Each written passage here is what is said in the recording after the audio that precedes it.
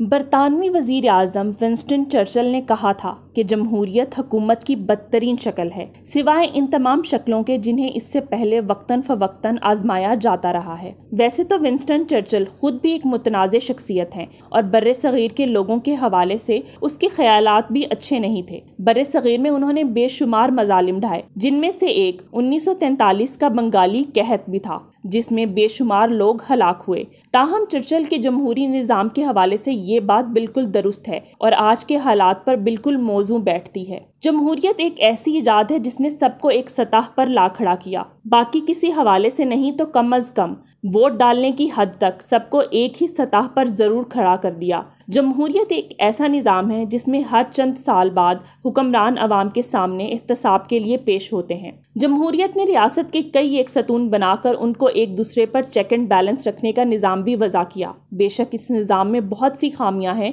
जिनमें बेहतरी की गुंजाइश मौजूद है, लेकिन कोई और निज़ाम किसी भी मुल्क या मुआशरे के तमाम अफराद को इस तरह अपने मुल्क या मुआशरे के बारे में फैसला करने का ऐसा इख्तियार नहीं देता। जमहूरियत की कामयाबी के लिए दो चीज़ें अहम हैं। एक तो इसका तसलसल, क्योंकि जैसे जैसे जमहूरी निज़ाम चलता है वैसे वैसे ये पुख्ता होती है, जिससे जमहूरियत की असल रूह से लोग रूशनास होते हैं। दूसरी चीज़ है एतबार। हर वोटर का इस निज़ाम पर यह एतबार होना ज़रूरी है कि उसका वोट शुमार किया जाएगा और उसके वोट से कोई फ़र्क ज़रूर पड़ेगा, यानी उसका वोट मुअस्सर साबित होगा। हमारे यहाँ हकीकी जमहूरियत का तसलसल तो खैर कभी कायम ही नहीं हो सका, लेकिन अब ज़्यादा बड़ा मसला ये है कि हमारा जमहूरियत पर से एतबार भी उठता चला जा रहा है। इसमें सरे दस्त सबसे बड़ा किरदार उन्हीं सियासतदानों का है जिन्हें यही जमहूरियत किसी न किसी तरह फ़ायदा पहुँचा रही है और बरसों से पहुँचाती आई है। सियासी जमातों बिलखसूस पीटीआई ने जिस तरह जमहूरी निज़ाम और सियासतदानों को पसे पुश्त डाला है, वो जमहूरी निज़ाम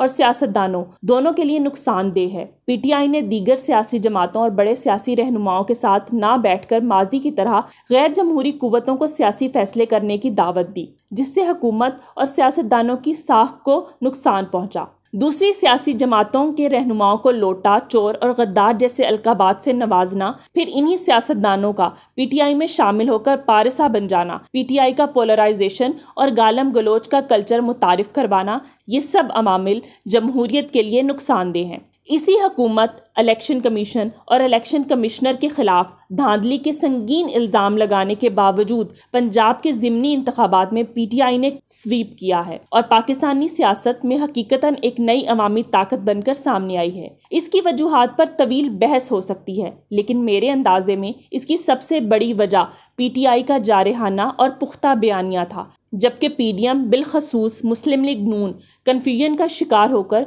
कोई मजबूत बयानिया ना बना सकी। मुश्किल मुआशी फैसलों का बोझ भी अपने सर लिया, लेकिन अवाम को ये बावर करवाने में बुरी तरह नाकाम रही कि ये मुश्किल फैसले क्यों किए गए। इसके साथ साथ पीटीआई के हामियों बिलखसूस शहरी नौजवानों को, जिन्हें ये सोशल मीडिया रोबोट्स और बोट्स कह कह कर नज़रअंदाज करती रही, ये अपनी जानिब बिल्कुल राग़िब ना कर सकी। सोशल मीडिया पर सामने आने वाली पीटीआई और नून लीग के इलेक्शन सेल की तस्वीर देखकर बखूबी अंदाज़ा लगाया जा सकता है कि पीटीआई का इलेक्शन सेल काफ़ी मुनज़्ज़म था, जिसकी तमाम हुकूमती मशीनरी मुयस्सर होने के बावजूद मुकाबला ना हो पाया। जबकि दूसरी तरफ मुस्लिम लीग नून का इलेक्शन सेल उस तरह मुनज़्ज़म नज़र ना आया। लेकिन जीत से पहले तक इलेक्शन में धांधली करना इसी निज़ाम से लोगों का एतबार उठा देता है। किसी भी सियासी जमात के कारकुनान के जहनों में जब ये सोच डाल दी जाए कि अगर हमारी मुकम्मल जीत हुई तो इलेक्शन शफाफ थे और अगर हम हार गए तो धांधली हुई थी, ये सोच मजीद पोलराइजेशन को परवान चढ़ाती है। लेकिन इस ज़मन में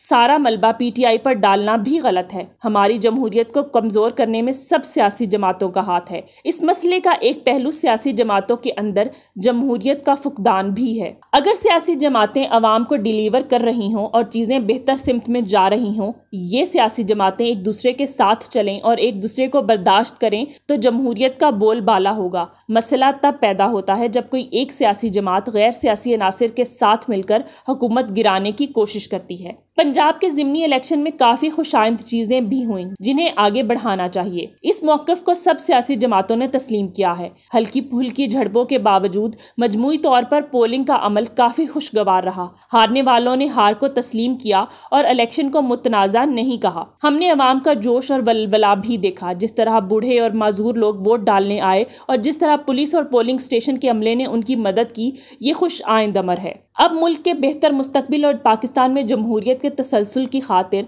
तमाम सियासी जमातों को पोलराइजेशन और गलत मालूमात फैलाने के सिलसिला को तर्क करना पड़ेगा और एक दूसरे के साथ मिल बैठकर फैसले करना पड़ेंगे। जब भी सियासतदान और सियासी जमातें इस नहज तक पहुंच जाती हैं कि जमहूरियत डामाडोल हो जाए तो गैर सियासी अनासिर के लिए राह हमवार करती हैं, जिससे नुकसान इन्हीं सियासी जमातों के साथ साथ मुल्क का होता है। जमहूरियत दुनिया का बदतरीन निजाम है, लेकिन इससे बेहतर निजाम भी हमारे पास कोई नहीं। इसलिए इस निजाम को खतरे में डालने वाले जान लें कि जमहूरियत से फाशिज्म का सफर ज्यादा तवील नहीं होता।